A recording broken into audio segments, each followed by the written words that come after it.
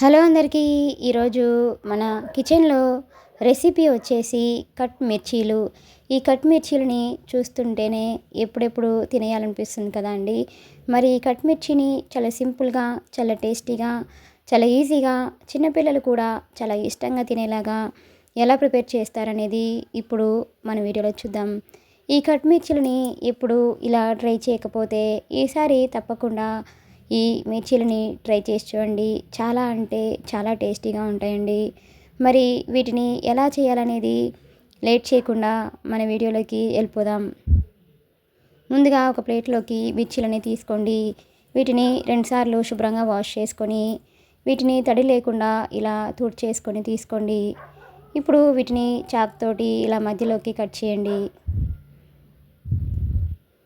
ఇక్కడ షార్ప్గా ఉన్న చాకుని తీసుకొని ఇలా కట్ చేయండి. అన్ని మిర్చీలను కూడా ఈ విధంగా కట్ చేసుకోండి. ఈ కట్ మిర్చీలు అనేవి ఈ చలికాలంలో వేడివేడిగా అప్పటికప్పుడు చేసుకొని తింటే ఆ టేస్ట్ అనేది అద్భుతంగా ఉంటుంది కదా అండి.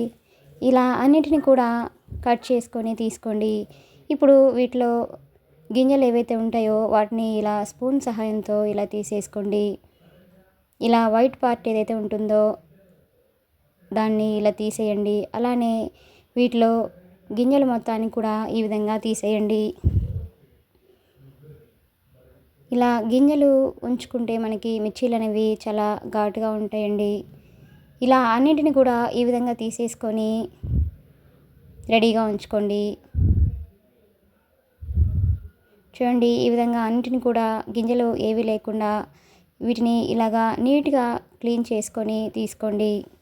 ఇప్పుడు ఒక బౌల్లోకి 1½ కప్ వరకు శనగపిండిని తీసుకోండి. ఇక్కడ నేను తీసుకున్న మిర్చీలకి 1½ కప్ వరకు శనగపిండి అనేది కరెక్ట్గా సరిపోతుందండి.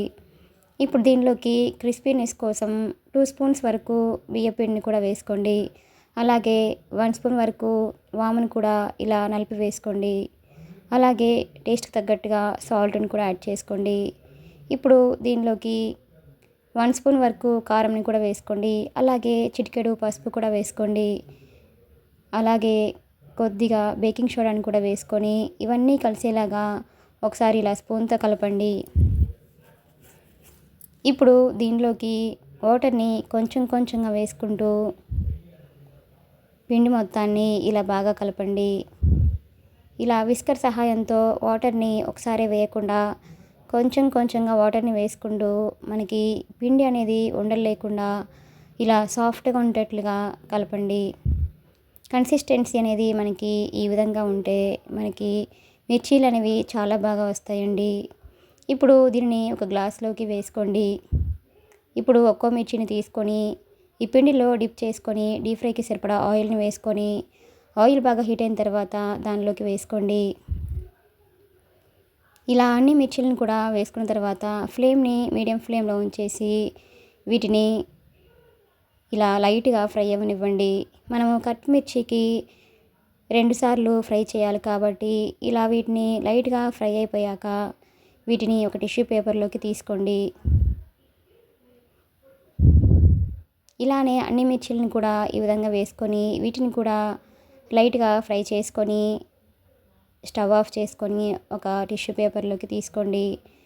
చూడండి, మనకి మిర్చీలు అనేవి ఇలా పూర్తిగా రెడీ అయిపోయాక వీటిని కొంచెం సేపు చల్లారిన తర్వాత ఒక ప్లేట్లోకి తీసుకొని ఇలా కట్ చేయండి.